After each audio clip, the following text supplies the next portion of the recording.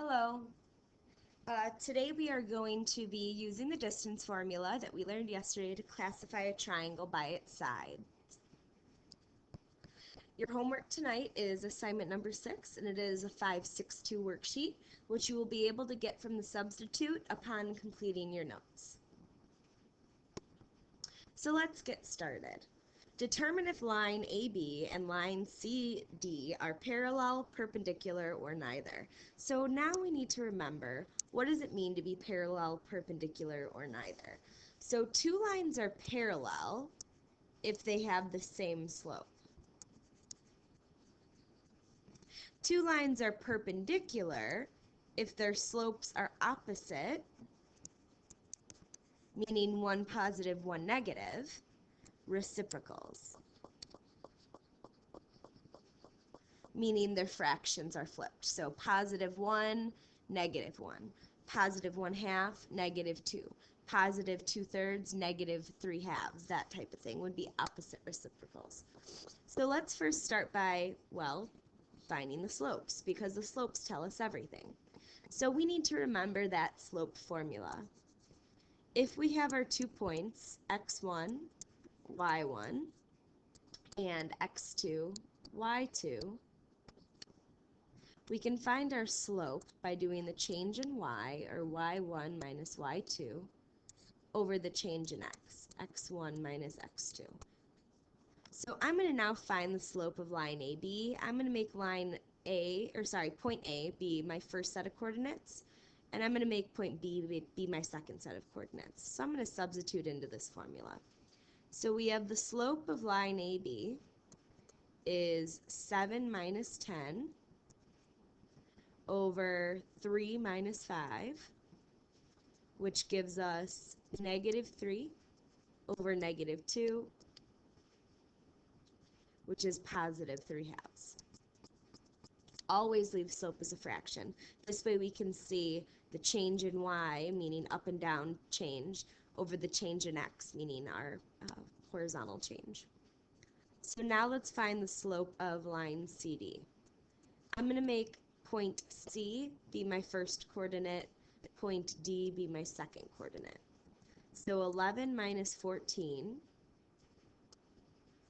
over 4 minus 6 gives me negative 3 over negative 2, which is positive 3/2. So since the slope of AB equals the slope of CD, it means that line AB is parallel to line CD. So why don't you go ahead and try example 2 on your own. So before you get started, pause this video, because in about 5 seconds the answer to part 2 is going to show. So ready, set, pause. And there it is. So as we see, we get the slope of line AB to be negative 4/3, the slope of line CD to be positive 3/4. So these are opposite, one positive, one negative. Reciprocals, the fractions are flipped. Therefore, line AB is perpendicular to line CD. So now let's use the distance formula like we learned yesterday to determine if a triangle is isosceles, equilateral, or scalene. So remember yesterday we learned a triangle is isosceles if at least two sides are congruent to each other. A triangle is equilateral if all sides are congruent. And a triangle is scalene if no sides are congruent.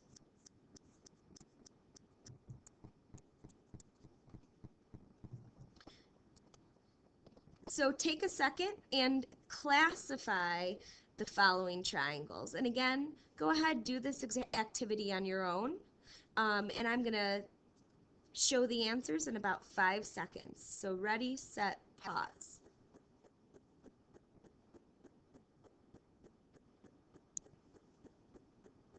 Go ahead, check your answers. We should have gotten equilateral, isosceles, scalene, and finally our last one is isosceles. Remember that theorem we learned yesterday that if those two base angles are congruent, then it means those two sides are congruent.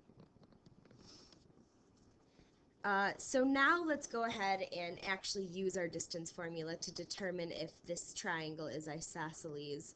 And if it is, name the pair of congruent angles.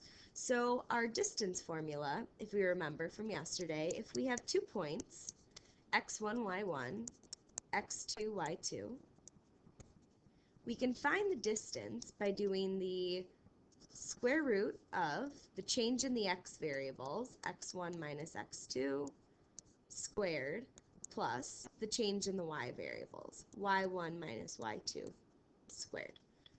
That formula actually comes from Pythagorean theorem, but I'm going to show you guys that just a little bit later. So in this example here, it's very obvious to tell if this were an isosceles triangle, that line segment TJ would be congruent to line segment JE. So I'm going to have to check the measure of line segment TJ using my distance formula. So the coordinates of point T look like they're -4, 0. And the coordinates of point J look like they are 2, 2. So I'm going to make this be my point 1. I'm going to make that be my point 2. Doesn't matter which one's which. So the measure of line segment TJ is going to be -4 minus 2, the change in my x coordinates squared, plus 0 minus 2, the change in my y coordinates squared. So that gives us -6 squared plus -2 squared, which gives us the square root of 36 plus 4, because don't forget, a negative times a negative is always a positive. So we get the square root of 40.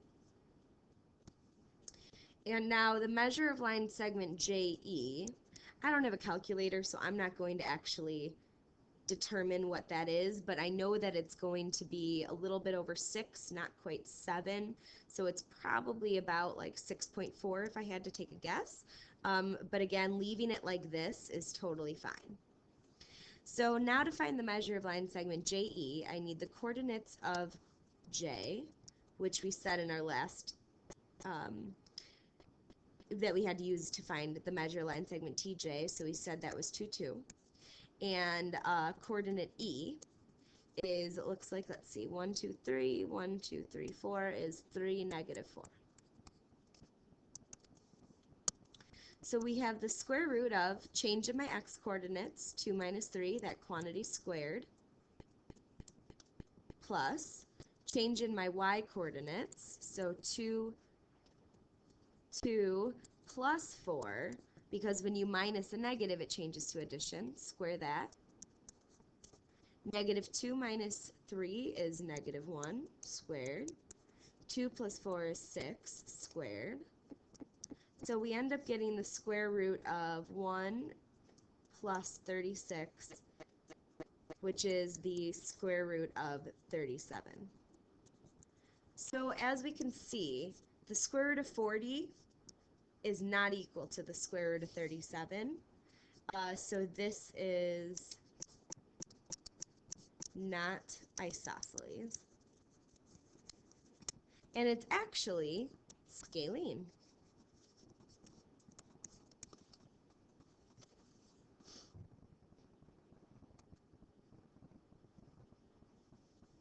All right, so we're going to continue practicing. So again, if you at this point want to go ahead and pause the video, I'll show the answers in about 5 seconds. So ready, set, pause.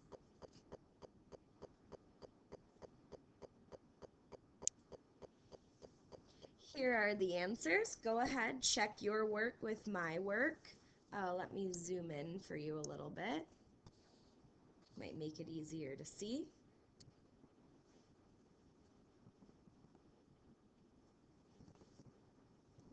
And again, at this time, you can pause to take the time to check your work to my work. And then we're going to go ahead and we're going to get started on the last example. So find all the angles in the diagram. This one is more just for fun and for practice. In order to get your notes today, you do not have to complete this example.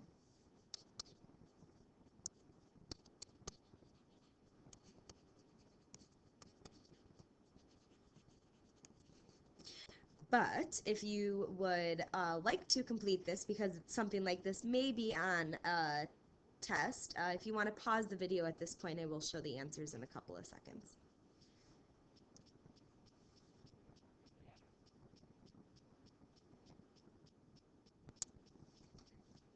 And voila, there are the answers, assuming I did not make any errors in my calculations.